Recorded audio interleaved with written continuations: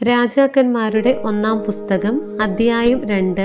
ദാവീദിന്റെ മരണം അടുത്തപ്പോൾ ദാവീദ് പുത്രൻ സോളമനെ അടുത്തു വിളിച്ച് ഇപ്രകാരം നിർദ്ദേശിച്ചു: മർത്യന്റെ പാതയിൽ ഞാനും പോകുന്നു. ധീരനായിരിക്കുക, പൗരുഷത്തോടെ പെരുമാറുക. നിന്റെ ദൈവമായ കർത്താവിന്റെ ശാസനങ്ങൾ നിറവേറ്റുക. മോശയുടെ നിയമത്തിൽ എഴുതിയിട്ടുള്ളതുപോലെ അവിടുത്തെ മാർഗത്തിൽ ചരിക്കുകയും അവിടുത്തെ ചട്ടങ്ങളും പ്രമാണങ്ങളും കൽപ്പനകളും സാക്ഷ്യങ്ങളും അനുസരിക്കുകയും ചെയ്യുക. നിന്റെ എല്ലാ പ്രവൃത്തികളും ഉദ്യമങ്ങളും വിജയമണിയും. നിന്റെ സന്താനങ്ങൾ നേർവഴിക്ക് നടക്കുകയും പൂർണ്ണ ഹൃദയത്തോടും പൂർണ്ണ മനസ്സോടും കൂടെ എൻ്റെ മുൻപിൽ വിശ്വസ്തരായി വർത്തിക്കുകയും ചെയ്താൽ നിന്റെ സന്തതി ഇസ്രായേലിന്റെ സിംഹാസനത്തിൽ നിന്ന് അറ്റുപോവുകയില്ല എന്ന് കർത്താവ് എന്നോട് അരുളി ചെയ്ത വാഗ്ദാനം നിറവേറ്റേണ്ടതിന് നീ അവിടുത്തെ അനുസരിക്കുക. സെരൂയായുടെ മകൻ യോവാബ് എന്നോട് ചെയ്തതെന്തെന്ന് നിനക്കറിയാമല്ലോ. അവൻ ഇസ്രായേലിലെ 2 സൈന്യാധിപന്മാരെ, നേറിന്റെ മകൻ അബ്നേറിനെയും യഥേറിന്റെ മകൻ അമാസയെയും കൊലപ്പെടുത്തി. യുദ്ധകാലത്തെ രക്തച്ചൊരിച്ചിലിനു പകരം വീട്ടാൻ അവൻ സമാധാന കാലത്ത് അവരെ വധിക്കുകയും രക്തം ചൊരിയുകയും ചെയ്തു. അവൻ നിരപരാധരെ കൊലപ്പെടുത്തി. അങ്ങനെ എൻ്റെ പാദുകങ്ങളും അരപ്പട്ടയും രക്തം പുരണ്ടിരിക്കുന്നു. ആകയാൽ നീ തന്ത്രപൂർവം പ്രവർത്തിക്കുക.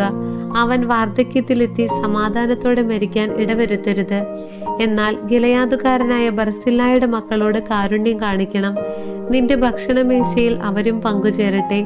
നിന്റെ സഹോദരനായ അബ്സലോമിൽ നിന്നു ഞാൻ പലായനം ചെയ്തപ്പോൾ അവർ എന്നെ കാരുണ്യത്തോടെ സ്വീകരിച്ചു.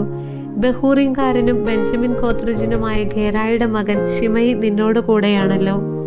ഞാൻ മഹനായിമിലേക്ക് പോയപ്പോൾ എന്നെ കഠിനമായി ശപിച്ചവനാണവൻ. എങ്കിലും ജോർദാൻ കരയിൽ അവൻ എന്നെ എതിരേറ്റു. അതിനാൽ അവനെ ഞാൻ വാളിനിരയാക്കുകയില്ലെന്ന് കർത്താവിന്റെ നാമത്തിൽ സത്യം ചെയ്തിട്ടുണ്ട്. എന്നാലും അവൻ നിരപരാധനാണെന്ന് കരുതരുത്. അവനോട് എന്ത് ചെയ്യണമെന്ന് നിനക്കറിയാം. നീ ബുദ്ധിമാനാണല്ലോ. അവന്റെ നരച്ച തല രക്തരൂക്ഷിതമായി പാതാളത്തിലെത്തട്ടെ. ദാവീദ് മരിച്ചു. അവനെ സ്വനഗരത്തിൽ അടക്കം ചെയ്തു. അവൻ ഇസ്രായേലിൽ 40 വർഷം ഭരിച്ചു. 7 വർഷം ഹെബ്രോണിലും 33 വർഷം ജെറുസലേമിലും. പിതാവായ ദാവീദിന്റെ സിംഹാസനത്തിൽ സോളമൻ ആരൂഢനായി. അവന്റെ രാജ്യം സുപ്രതിഷ്ഠിതമായി. സോളമൻ എതിരാളികളെ നിർമാർജനം ചെയ്യുന്നു. അങ്ങനെയിരിക്കെ ഹഗ്ഗീത്തിന്റെ മകൻ അദോനിയ സോളമന്റെ അമ്മ ബത്ശേബായെ ചെന്നു കണ്ടു. നിന്റെ വരവ് സൗഹാർദ്ദപരമാണോ എന്നവൾ അവനോട് ചോദിച്ചു. അവൻ പറഞ്ഞു, സൗഹാർദ്ദപരം തന്നെ. എന്നാൽ എനിക്ക് ചിലത് പറയാനുണ്ട്. പറയാനുള്ളത് പറയുക, അവൾ പറഞ്ഞു. അവൻ പറഞ്ഞു, രാജ്യം എനിക്ക് കിട്ടേണ്ടതായിരുന്നുവെന്ന് നിങ്ങൾക്കറിയാമല്ലോ. ഞാൻ രാജാവാകുമെന്ന് ഇസ്രായേൽ ജനം പ്രതീക്ഷിച്ചിരുന്നു. എന്നാൽ മറിച്ച് സംഭവിച്ചു. എൻ്റെ സഹോദരൻ രാജാവായി. ഇത് കർത്താവിന്റെ ഹിതമാണ്. ഇപ്പോൾ ഞാൻ ഒരു കാര്യം അഭ്യർത്ഥിക്കുകയാണ്. അത് തള്ളിക്കളയരുത്. എന്താണെന്ന് പറയുക, അവൾ പറഞ്ഞു. അവൻ അഭ്യർത്ഥിച്ചു, ശൂനാകാരി അഭിഷാഗിനെ എനിക്ക് ഭാര്യയായി തരണമെന്ന് സോളമൻ രാജാവിനോട് പറയണം. അവൻ നിങ്ങളുടെ അപേക്ഷ തള്ളിക്കളയുകയില്ല. ശരി, ഞാൻ നിനക്ക് വേണ്ടി രാജാവിനോട് സംസാരിക്കാം, അവൾ പറഞ്ഞു. ബത്ശേബ അദോനിയായ്ക്ക് വേണ്ടി സംസാരിക്കാൻ സോളമൻ രാജാവിനെ സമീപിച്ചു. രാജാവ് എഴുന്നേറ്റ് അവളെ അഭിവാദനം ചെയ്തിട്ട് സിംഹാസനത്തിലിരുന്നു. മാതാവിന് ഇരിപ്പിടം സജ്ജീകരിച്ചു. അവൾ രാജാവിന്റെ വലത്തുഭാഗത്തിരുന്നു. ഞാൻ നിന്നോടൊരു ചെറിയ കാര്യം ആവശ്യപ്പെടുന്നു, തള്ളിക്കളയരുത്, അവൾ പറഞ്ഞു. എന്താണമ്മേ അത്? പറയുക, ഞാൻ തള്ളിക്കളയുകയില്ല, അവൻ മറുപടി പറഞ്ഞു. ശൂനാകാരി അഭിഷാഗിനെ നിന്റെ സഹോദരൻ അദോനിയായ്ക്ക് ഭാര്യയായി കൊടുക്കണം, അവൾ പറഞ്ഞു. സോളമൻ രാജാവ് അമ്മയോട് ഇങ്ങനെ പ്രതിവചിച്ചു: ശൂനാകാരി അഭിഷാഗിനെ അദോനിയായ്ക്ക് വേണ്ടി ചോദിക്കുന്നത് എന്താണ്? രാജ്യവും അവനു വേണ്ടി ചോദിക്കാമല്ലോ. അവൻ എൻ്റെ ജ്യേഷ്ഠനല്ലേ? പുരോഹിതൻ അബിയാദറും സെരൂയായുടെ മകൻ യോവാബും അവന്റെ പക്ഷമാണല്ലോ. അനന്തരം സോളമൻ കർത്താവിന്റെ നാമത്തിൽ ശപഥം ചെയ്തു: അദോനിയായുടെ ഈ അഭ്യർത്ഥന അവന്റെ ജീവൻ ഒടുക്കിയില്ലെങ്കിൽ ദൈവം എന്നോട് അതും അതിലധികവും ചെയ്യട്ടെ. എൻ്റെ പിതാവായ ദാവീദിന്റെ സിംഹാസനത്തിൽ കർത്താവ് എന്നെ ഉപവിഷ്ടനാക്കി. അവിടുത്തെ വാഗ്ദാനം നിറവേറ്റിക്കൊണ്ട് എനിക്കൊരു ഭവനം തീർത്തിരിക്കുന്നു. കർത്താവാണേ, അദോനിയ ഇന്നു തന്നെ മരിക്കണം. സോളമൻ രാജാവിന്റെ കൽപ്പനയനുസരിച്ച് യഹോയാദയുടെ മകൻ ബെനായ അദോനിയായെ വധിച്ചു.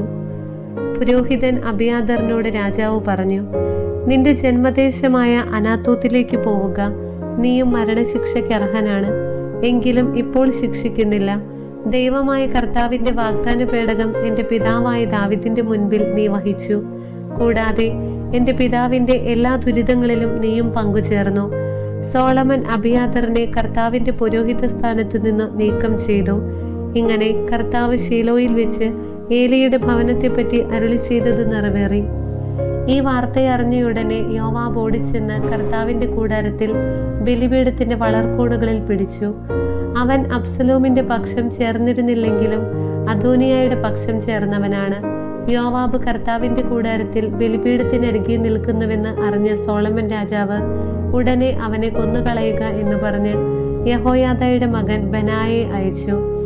ബെനായ കർത്താവിന്റെ കൂടാരത്തിൽ ചെന്ന് അവനോട് പുറത്തു വരാൻ രാജാവ് കൽപ്പിക്കുന്നതായി പറഞ്ഞു. വരികയില്ല, ഞാൻ ഇവിടെ തന്നെ മരിക്കും എന്നായിരുന്നു അവന്റെ മറുപടി. യോവാബ് പറഞ്ഞത് ബെനായ രാജാവിനെ അറിയിച്ചു. അവൻ പറഞ്ഞതുപോലെ ചെയ്യുക, അവനെ കൊന്നു കുഴിച്ചിടുക എന്ന് രാജാവ് ബെനായയോട് കൽപ്പിച്ചു. അങ്ങനെ യോവാബ് അകാരണമായി ചിന്തിയ നിഷ്കളങ്ക രക്തത്തിന്റെ ഉത്തരവാദിത്തം എന്നിൽ നിന്നും എൻ്റെ പിതൃഭവനത്തിൽ നിന്നും നീക്കിക്കളയുക. അവന്റെ രക്തപങ്കിലമായ പ്രവൃത്തികളുടെ പ്രതിഫലം അവന്റെ മേൽ തന്നെ കർത്താവ് വരുത്തട്ടെ. ഇസ്രായേൽ സൈന്യാധിപനും നേറിന്റെ മകനുമായ അബ്നേറിനെയും യൂദാ സൈന്യാധിപനും യഥേറിന്റെ മകനുമായ അമാസയെയും എൻ്റെ പിതാവായ ദാവീദിന്റെ അറിവ് കൂടാതെ അവൻ വാളിനിരയാക്കി. അവർ ഇരുവർക്കും അവനേക്കാൾ നീതിയും സൽഗുണവും ഉണ്ടായിരുന്നല്ലോ. അവരെ കൊന്നതിന്റെ ശിക്ഷ യോവാബിന്റെയും അവന്റെ സന്തതികളുടെയും മേൽ എന്നേക്കും ഉണ്ടാകും. ദാവീദിനും അവന്റെ സന്തതികൾക്കും കുടുംബത്തിനും സിംഹാസനത്തിനും കർത്താവിന്റെ സമാധാനം എന്നേക്കും ലഭിക്കും.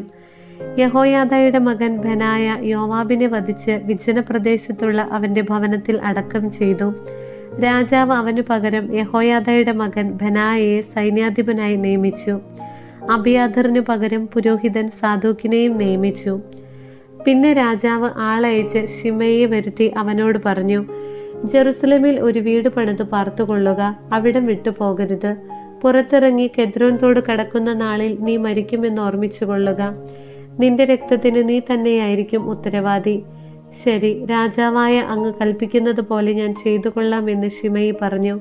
അങ്ങനെ കുറെ കാലം അവൻ ജെറുസലേമിൽ വസിച്ചു. 3 വർഷത്തിനു ശേഷം ശിമെയുടെ 2 അടിമകൾ മാഖായുടെ മകനും ഗത്തിലെ രാജാവുമായ അക്കീഷിന്റെ അടുത്തേക്ക് ഓടിപ്പോയി. തന്റെ അടിമകൾ ഗത്തിലുണ്ടെന്ന് ശിമെയി അറിഞ്ഞു. അവൻ അടിമകളെ അന്വേഷിച്ച് കഴുതുപുറത്ത് കയറി ഗത്തിൽ അക്കീഷിന്റെ അടുത്തേക്ക് തിരിച്ചു. അവൻ അവരെ അഗത്തിൽ നിന്ന് മടക്കിക്കൊണ്ടുവന്നു. ശിമെയി ജെറുസലേം വിട്ട് ഗത്തിൽ പോയി മടങ്ങിയെത്തിയെന്ന് സോളമൻ അറിവ് കിട്ടി. രാജാവ് ആളയച്ച് ശിമെയെ വരുത്തി പറഞ്ഞു, ജെറുസലേം വിട്ടുപോകരുതെന്ന് ദൈവനാമത്തിൽ ഞാൻ നിന്നോട് ആജ്ഞാപിച്ചിട്ടുള്ളതാണ്. പോയാൽ നീ മരിക്കുമെന്ന് ഞാൻ മുന്നറിയിപ്പ് നൽകിയിട്ടുമുണ്ട്. നീ അത് സമ്മതിച്ച് എന്നെ അനുസരിക്കാമെന്ന് വാഗ്ദാനം ചെയ്തിട്ടില്ലേ? എന്തുകൊണ്ടാണ് കർത്താവിന്റെ നാമത്തിലുള്ള പ്രതിജ്ഞ നീ ലംഘിച്ചത്? എന്തുകൊണ്ട് എൻ്റെ കൽപ്പന നീ നിരസിച്ചു? രാജാവ് തുടർന്നു, എൻ്റെ പിതാവായ ദാവീദിനോട് നീ പ്രവർത്തിച്ച തിന്മകൾ എന്തൊക്കെയാണെന്ന് നിനക്കറിയാമല്ലോ. കർത്താവിന്റെ ശിക്ഷ നീ അനുഭവിക്കണം. എന്നാൽ സോളമൻ രാജാവ് അനുഗ്രഹീതനായിരിക്കും. ദാവീദിന്റെ സിംഹാസനം കർത്താവിന്റെ മുൻപിൽ എന്നേക്കും സുസ്ഥാപിതമായിരിക്കുകയും ചെയ്യും. രാജാവ് യഹോയാദയുടെ മകൻ ബെനായയോട് കൽപ്പിച്ചു. അവൻ ശിമെയെ വധിച്ചു. അങ്ങനെ രാജ്യം സോളമന്റെ കയ്യിൽ സുസ്ഥിരമായി. ദൈവമായ കർത്താവിന് സ്തുതി.